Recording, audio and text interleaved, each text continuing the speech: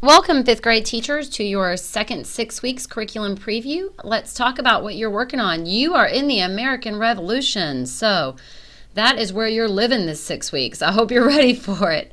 And the good thing is it'll take about 6 weeks, but then we'll get into, the early government and we'll be moving on. I know many of you love the American Revolution. I personally do, so I'm excited about what we have to look at.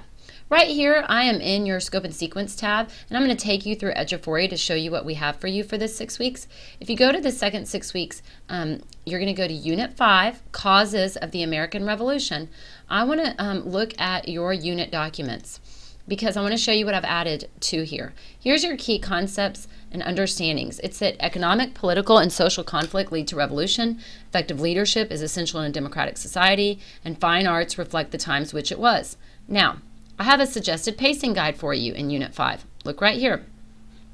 Now, the reason why you might say this isn't a day by day, it's really hard to do a day by day, but I'm going to explain it to you. You're basically, because you've got 14 days for this, going to spend most of your time in 5.2a, which is identify and analyze the causes and effects prior to and during the American Revolution, including the French and Indian War and the Boston Tea Party. Those are two things you have to hit. And you're going to look at identify the founding fathers and patriot heroes, including, and you have to hit every single one of these people because it uses that word including. Now, if it said such as, it is not necessary, but including means you have to do them. And you're going to combine that with maps and tools and translating geographic data. Then at the very end, you're going to spend one day on looking at culture and music, and I'm going to go over that for you. So, here's what I noticed when I went into your TEKS. What's really interesting to me. You only have one TEK here that talks about the causes and effects of the American Revolution. That is not the case further on down the line when you get into American history in the upper grades. The reason is this has to be an overview. And I just want to repeat that because I know many of you like me love the American Revolution. And we could spend the whole second and third 6 weeks on it. But remember, there's only one TEK for a reason. It is supposed to be an overview. So let's look into that one. Here's what I have for you.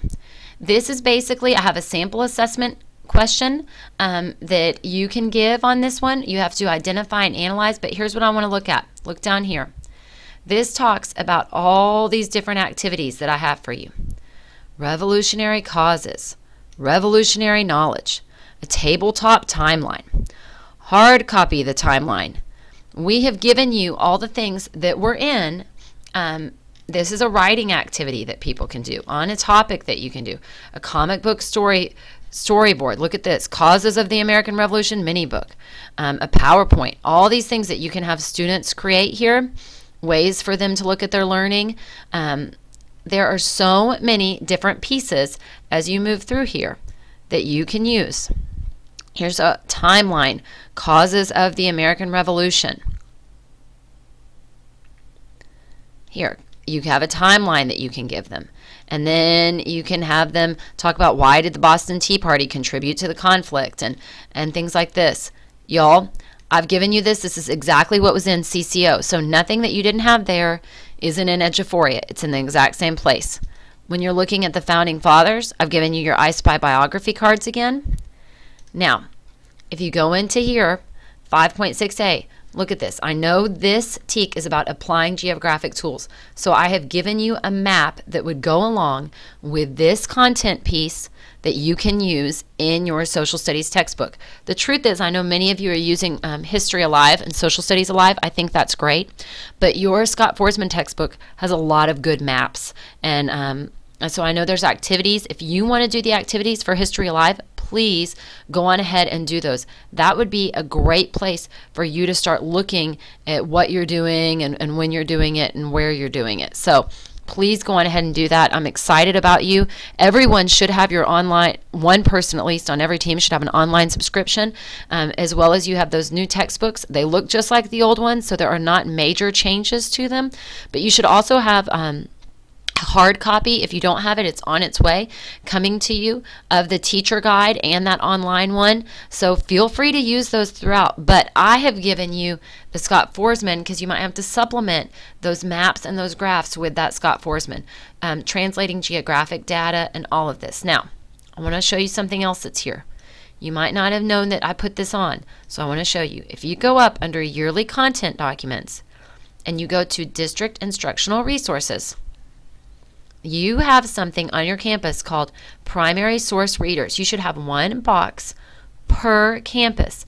Now, when we just finished talking with Margaret Kilgo, who was here, she talked a lot about giving them primary sources and having them doing inferencing. So what I've included for you, and I'm going to pull it up for you, so it's another tool that you have, is a correlation kit that talks about, here, look at causes of the American Revolution, and the titles that would go with this.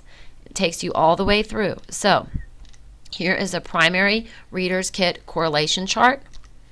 Like I said, that is up here in Yearly Documents. So go to Yearly Documents, go to District Instructional Resources, and that is where you're going to find it attached right here. Also with that, I've attached on the exact same page.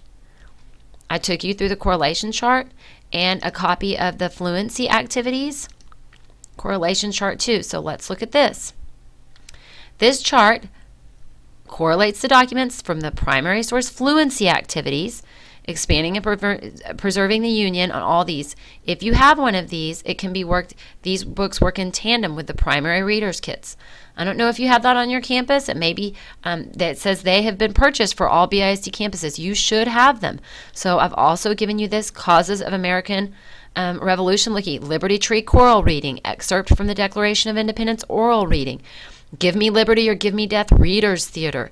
This is something that you will want to use. So I want to show you where these are. Now, those are in there. They're correlated. Feel free to use them as you want to. Remember, anything I've put in here, it's up for you to decide the how. I'm telling you the what. You decide the how, but I'm trying to give you resources that will help you. I'm getting back to what we're working on. I have various examples of art, and I have this on your reading page 284 and 285, and you're going to do the think and apply questions that come in there. And I also have on here a common sense lesson that you might want to be interested in. That is a perfect example of literature that was very important in the colonies. As that pulls up, you need a copy of Common Sense, but look right here, you can download the text. I have that included.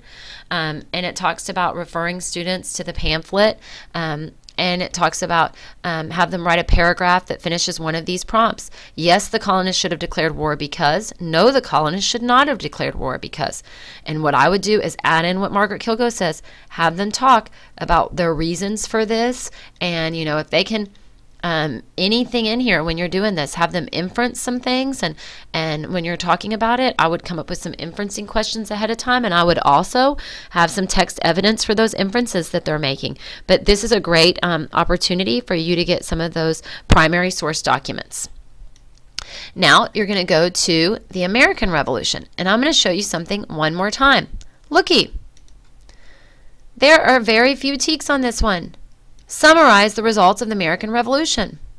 If you look through here, that and this one about identify the Founding Fathers are the only two major teaks you have about the American Revolution. Like I said, it's supposed to be an overview. So what you're going to do is I've gone down here once again to your unit documents, go to your unit overview, and I've given you a suggested pacing guide. Tells you a little bit about how to sort this. I would do that 5.21 one day. Here's why. What this one day is it talks about Paul Revere's Ride. You're going to hit Paul Revere's Ride first before you go into everything else. So that actually is going to come up first. So if you look on here, because this kind of is going to be about kicking off the American Revolution, I have the poem there, and I have on here, use this poem to answer the questions. When was this poem written? What text evidence from the poem tells you this? And so they can kind of look at this type of thing. This will help you out. Now, I say hit that one first, and you've kind of gotten that in. Now, you can also do Yankee Doodle comes up as well, but that'll at least get you there. And then let's go back to your pacing guide and see where I've put everything else. Then 5.2b is combined with 5.6a. 5.2b says talk about the founding fathers, the patriot heroes, and their motivations and contributions during the Revolutionary period. And look what I've combined that with. The geographic tools, I have the graphic data, and I have some examples of art and literature if you have anything like that. For example, it talks about Yankee Doodle. That would be important to talk about as you're talking about their motivations and contributions and the different people. And then 5.2c, you're going to spend 2 days summarizing the Revolutionary War. And in this one, I have in one paragraph summarized the results of the Treaty of Paris and the Second Continental Congress, but I also have on here the activity. I know y'all have done this in the past. Revolutionary War, it's your ABC book, and there's an ABC book rubric that goes along with it. And you have students draw this on their own, so I think this would be something that you might want to have. It's a great way and a great tool to summarize what you've been learning. When you go on here, also notice that 5.2b, I've given you lots of different activities. You have a loyalist versus patriots activity that you can do, obituary and headstones of historical figures, a rubric, a reading response window. You talk about the difference in the Tories versus, they were called loyalists or Tories, and you talk about you look at these people and talk about their point of view. You know, this is a great lead up to the fact that, frankly, this is how America got started. This is why we have different points of view. Look at this. Talk about, here's Benjamin Franklin. He's a patriot, and talk about his point of view. And this goes into brainstorm the good reasons for being on each side. I think it's so important. I love what it talks here about sharing that there are always two perspectives in any disagreement. We're about to ready to hit an election time, and you know, it's important that we respect each other's difference of opinions. It even has an extension for GT here, and here it talks about important loyalists and important patriots, and it even has a website to another great resource. So all that is linked up here. You don't have to use these, but they're here for you in case you want to use them. I know y'all are going to have a terrific second 6 weeks. I want to thank 5th grade for all your hard work. I know y'all have been working through Eduphoria. I appreciate it. I know everybody else does the same. If you have any questions, please feel free to contact me, email me, call me.